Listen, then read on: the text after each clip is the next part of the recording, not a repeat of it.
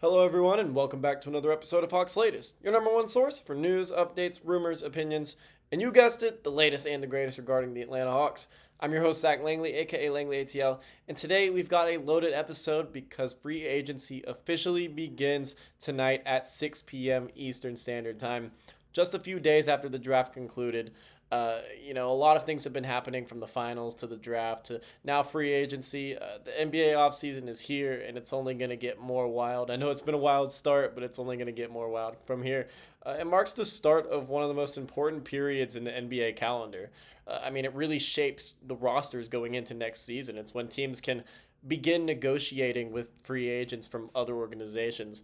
Up until now, they still obviously can, but they have been able to negotiate with their own free agents. Nothing has gotten done on the Hawks side, but expect some to today. This is usually the busiest day in free agency. More often than not, like I said, it is the busiest, and it's when teams kind of know what they're going to do, but they can't finalize it until this period begins. Well, lucky for you guys, it begins today. We're already hearing a flurry of rumors, early buzz, and some potential movement around the league. And of course, the Hawks are right in the thick of it.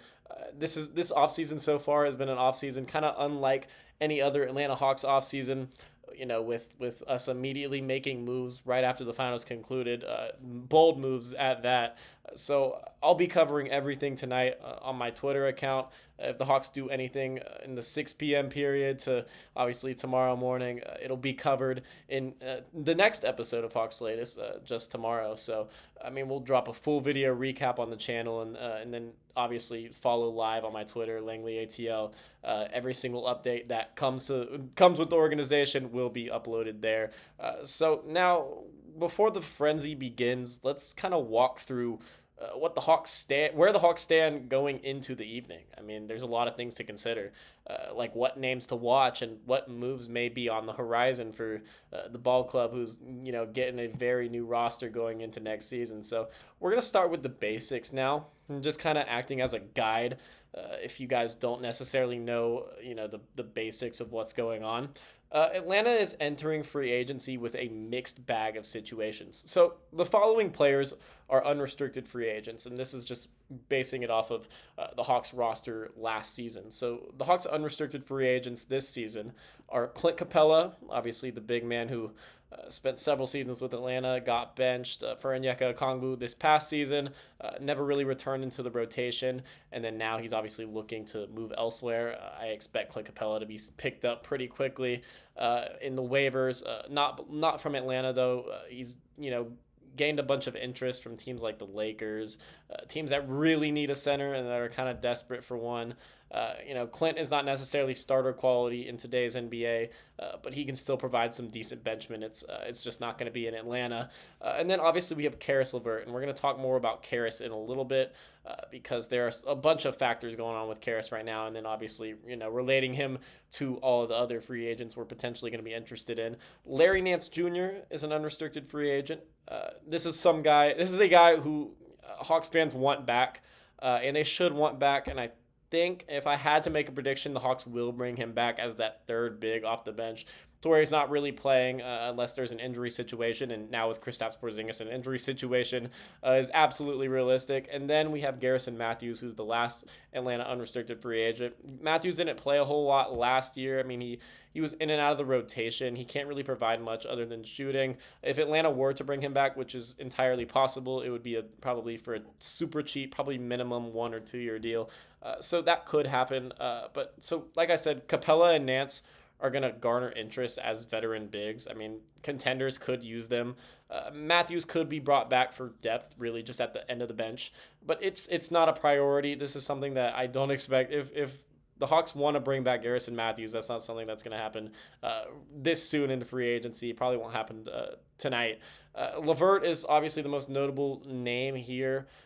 So I'm going to talk about more on him shortly. The team also has some restricted free agents, including Keaton Wallace, who got some good minutes at the backup point guard last season due to the injury to Kobe Buffkin.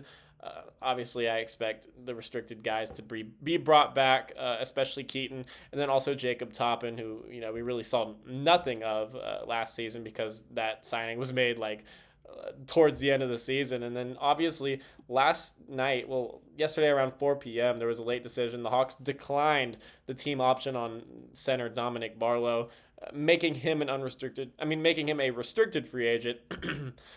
He's someone who I don't expect Atlanta to bring back. I think the big room is just too crowded at this point. But if he lands somewhere else, a huge thank you to Dominic Barlow for his services. He wasn't supposed to play last season, but he ended up having to due to obviously injuries. It's something we say a lot because obviously the Hawks are probably the most injury-prone team in the NBA. Hopefully that changes going into next season, as we really have something to look forward to in terms of postseason contention. So that's the lay of the land. Now we're going to dive into what we're actually hearing about the Hawks' plans and some of their priorities, starting with one name that's really been circling the rumor mill in recent days and has really picked up in the past 24 hours. And honestly, I'd expect him, if I had to take my guess right now, he'll be an Atlanta Hawk. Nik Alexander Walker. So one of the most interesting developments heading into tonight is the Hawks' reported interest in the Minnesota guard, Nik Alexander Walker. He's a 6'6" combo guard. He can play some forward. He's coming off of a 2-year stint with the Minnesota Timberwolves where he showed some awesome production. I mean, the numbers aren't eye-popping, but his impact was truly undeniable. He's a fan favorite in Minnesota. They certainly don't want to get rid of him. However, with the recent extension to Julius Randle and Naz Reid, they really don't have enough to pay him, and he's likely going to walk in free agency. So, I mean, according to multiple sources, including the Stein line, Atlanta and Detroit are labeled as the two strongest contenders to sign Nik Alexander Walker, obviously once negotiations are allowed to begin tomorrow at 6 p.m. Mark Stein specifically noted that his intel points to both teams being ready to aggressively pursue the 26-year-old once the market opens. Now obviously with the Malik Beasley controversy of him potentially being kicked out of the league due to gambling issues, this might be something where Detroit becomes really aggressive for Nik Alexander Walker and swoops in at the last minute and takes him on. Detroit's definitely, if something actually happens with Malik Beasley and he's charged on some type of gambling issue, and he actually has to miss some real time or even, be out of the league for a certain time, Detroit might be really aggressive in the guard market, and there's some names that they're going to consider, but Alexander Walker could be one that they really put their eye on. That's not all, though. Grant Afseth of RG, who has reported on the Hawks a good bit this offseason, took it a step further and said that the Hawks are actually probably the favorites to land Alexander Walker if free agency began today. Obviously, this report was yesterday. Free agency actually begins today. He also noted that Caris LeVert may be trending towards the Pistons, and this is where I'm kind of wrapping it together with the Pistons' reported interest in bringing in a guard, and they're going to get more aggressive due to unforeseen circumstances. If Caris LeVert is on the Pistons' radar, they'll be able to get him. They have more cap space than Atlanta, and I've said earlier in the offseason that if Atlanta were to get in a bidding war with other teams with more cap space for Caris LeVert, at that point, just let him walk. As much as I do enjoy Caris and want to bring him back, I don't see a world where I'm willing to, get in a bidding war for his services when he's kind of just a ball dominant second unit guy where you can pick up a guy like that in several different places, whether that's through free agency or through trades. It could set up for Detroit to be a clean swap of sorts between the two guards, between Atlanta and Detroit. It could be something like that. That's from a stylistic standpoint. NAW is a very different player than LeVert, so that's the thing. And I kind of put up a poll on my Twitter the other day, kind of saying if the Hawks re-sign Caris LeVert, does this change your opinion of who you would rather have between Nik Alexander Walker and the guy I'm going to talk about later? Because they're very different players, but they both are guards with similar size. However, Alexander Walker is a better defender. That can't be understated. He can guard multiple positions better than LeVert can. He's actually a more consistent three-point shooter as well on higher volume. He's just 26 years old, so he offers more long-term upside. And if Atlanta were to sign him and complete like a sign and trade with Minnesota to bring him in using one of our exceptions, this could be a guy where you sign for 3 to 4 years, and then he's a part of your core moving forward. Atlanta has a young core that they're really trying to develop, and Alexander Walker could really fit into that. I mean, he's not super young anymore, but he's on the same timeline as Trae Young, which just works out great.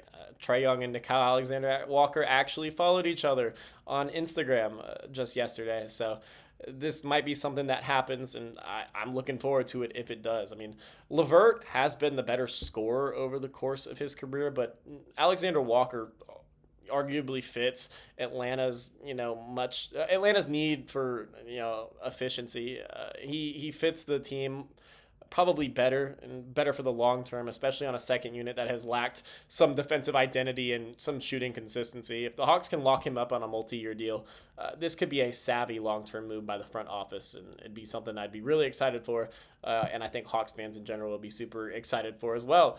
Another name that's been quietly surfacing in Hawks circles is Luke Canard of the Memphis Grizzlies. Canard has been someone who I've been eyeing for years now, just because of how amazing he is from beyond the arc. But the only issue is that that's the only thing he can really do. He's a deadly shooter who has reportedly been drawing interest from several teams, including the Atlanta Hawks, who are being super active on the open market, probably more active than they've ever been. Afseth's report that we were talking about just a few minutes ago, it actually closed with a note that the Hawks are in the market for more shooting, which obviously comes as no surprise, and have interest in Canard. So there is official reported interest there in terms of bringing in the sharpshooter Canard from Memphis. So, I mean, that shouldn't surprise anyone. Atlanta ranked, very low in three-point shooting percentage last season. Honestly, I can't remember the exact number, but I think it might have been bottom 5. That can't cut it, and it's actually so impressive that Trae Young still averaged almost 12 assists in a system where, I mean, we're getting great open looks, but these guys aren't hitting them. And they focused on, obviously, one of their biggest offseason focuses is to bring in elite shooters and people that can knock down consistently from the wing and the corner. So Canard, it doesn't surprise me that they are, maybe looking at Canard, kind of gauging the market for him. Canard is a 44% three-point shooter over the course of his career. Not just last season, over the course of his career. Absolutely ridiculous. I actually saw something yesterday that said he actually has, among qualifying players, the highest three-point percentage in NBA history. I mean, that's just ridiculous. I mean, he would bring instant gravity off the bench, and something that Atlanta could really use. But unlike Nik Alexander Walker, like I said, Canard doesn't really offer much else. He's limited defensively, very limited defensively, might I add. He's not really much of a playmaker, and he's not much of a rebounder or really anything else. This could be more of like think Garrison Matthews upgrade. I mean, obviously he's a significantly better player than Matthews in several departments. So if he walks in free agency, which is not really Atlanta's biggest concern, Canard could step in as a floor spacer, and it's one of the best floor spacers you could potentially have. He likely won't see major minutes if Atlanta brings him in, because it would probably be a cheap short-term deal. However, he's someone you could bring in to be like kind of at the end of your rotation and just come in and shoot the lights out of the ball and get a few assists from Trae Young and kind of improve his stats a little bit.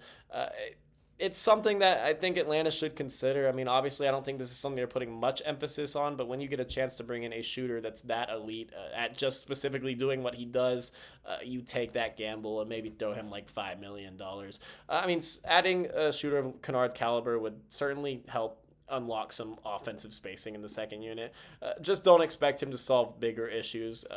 I mean, obviously, this helps Atlanta get to where they want to be, but I mean, we have much bigger issues in the second unit, such as like ball handling and defense, really, just in general. So now, kind of on the ball handling topic in the second unit, I mean, while Canard and NAW headline the rumor mill, and that's something that's really all you can see right now when you look up Atlanta Hawks and free agency. That's kind of the two faces that you really just see right now.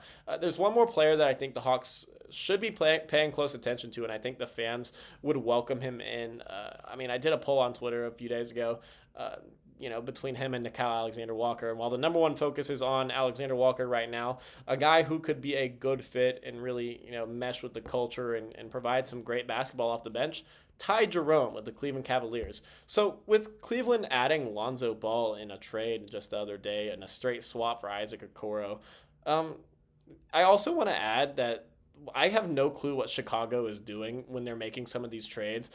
They got no first round picks out of DeRozan, Levine, and Ball, and who was the other? Oh, Caruso.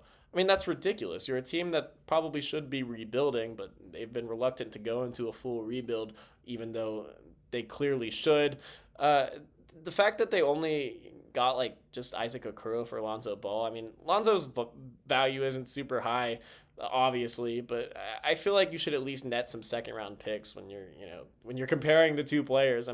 If Lonzo's healthy, he can be a real great contributor, and honestly, it's a perfect situation for him to land in Cleveland behind that loaded guard room. So now back onto the topic of the video. With Cleveland adding Lonzo Ball and then locking up Sam Merrill to a 4-year deal worth $38 million, all signs do point to Jerome being on his way out. I'd actually be shocked if he re-signs with the Cavs. It's almost certain that he is leaving Cleveland unless he takes the most major pay cut of all time. Jerome had a breakout season last year. There's no real way around it. He averaged 12.5 points, 3.5 assists, showcasing real poise as the lead backup guard. Atlanta has been in the market for a backup point guard all offseason, as we know. We don't know how much emphasis they're going to put on it because they do believe in Kobe Bufkin, and that's someone who they don't want to get rid of. And they wouldn't have to get rid of Bufkin in this scenario, but Jerome kind of fits the mold perfectly. And it's someone who you don't have to sign to a long-term deal. If you do maybe 2 years with a team option on the end, could be something that benefits both parties. Jerome is a strong decision maker. He can seriously run an offense, and he kind of struggled in the playoffs last year, but he still had such an amazing regular season that experience in the postseason he'll only learn from. He is a incredibly elite shooter. He's someone who shot 44% from three last season as the lead backup guard with heavy volume. He's not the greatest defender, but he still can be impactful on that end because he's got good size as a one. Most interestingly, he already has chemistry with Karis LeVert. This is not someone who would be coming to a Hawks team who he's completely unfamiliar with. If the Hawks re-sign Karis LeVert and then also bring in Ty Jerome, their 1 and 2 in the second unit is locked up, and they have good chemistry and they can play well together. The two shared the court frequently last year when they were both in Cleveland, and they posted excellent net rating numbers as a duo. That backcourt really generated some awesome minutes, and them being relocated to just another city, it could be good for a team like Atlanta, who has lacked some scoring in the second unit. But if you have two great scorers at your backup one and your backup two, and then obviously you have Okongwu and Porzingis rotating as the backup bigs, you really just need to lock up some cheap wings alongside V and Asa Newell and Mo Gay, and really you're on your way to contention in the Eastern Conference. If the Hawks were to, like I said, if the Hawks were to, really do all of this, it would be super exciting, and it really marks a new era for Hawks basketball. Even if LeVert walks and we don't get to see the duo, come to light, Jerome's addition would go a long way toward, stabilizing Atlanta's bench offense, which, has really lacked an initiator for some time now. There hasn't, the last real true, initiator in the Trae Young era off the bench has been Lou Williams, and you saw how Lou did in the playoffs and how, Trae Young and the rest of the Hawks really benefited from having another guy like that on the team. So it's something the Hawks could really benefit from, and I expect them to at least show some interest in going into tonight's free agency. So there you have it. Heading into 6 p.m. tonight, the Hawks are in position to be active players, real buyers on the market, if you will. All signs point towards Nik Alexander Walker as a top target and someone who I think will be a Hawk come 7 p.m. tonight. I think that could get done pretty quickly. LeVert's departure is something that might happen, although Atlanta wants to bring him back, and I think that they'll at least attempt to. Luke Canard from Memphis could bolster some shooting depth, something Atlanta has lacked in recent years. And Ty Jerome of the Cleveland Cavaliers is a smart name to watch in the backup point guard market who could fit right into Atlanta's mid-level exception. Remember, tonight I'm going to be covering all the signings, trades, rumors on Twitter in real time. Not just tonight, obviously, but throughout the entire free agency period. And tomorrow morning, I'll be right back here on Hawks Latest with a full video recap of the first night of free agency. Obviously, not all of Atlanta's moves are going to be done because it's the first night, but it will be the most active, most likely. So expect a loaded episode tomorrow as well. Let me know in the comments who you would want the Hawks to go after. I mean, today's a big day. This is a big few weeks. I mean, should we bring back Caris LeVert? Is NAW a good fit? And what would you grade a potential Jerome signing? And I'm going to ask you guys the same question I asked on my Twitter a couple days ago. If you had to choose between Nik Alexander Walker and Ty Jerome, who would you bring in? And then obviously, if they re-sign Caris LeVert, would that change your opinion? Make sure to like, subscribe, and turn that notification bell on so you don't miss a single update. Again, we're going to be pumping out videos every single day, keeping you guys informed. Once again, thank you guys for watching. I'm Zach Langley, a.k.a. Langley ATL, and go Hawks.